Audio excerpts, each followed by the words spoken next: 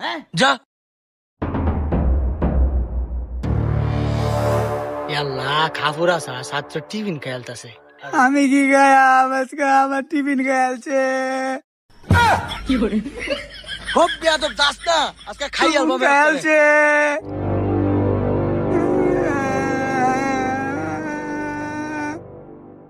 আসসালামু আলাইকুম। ওই আবাবা কি এ তুই ক এ চুপ করে রইছস কে কস না। স্যার আমি তো একটা বাবা আমি আমার শিপ খেয়ালছুন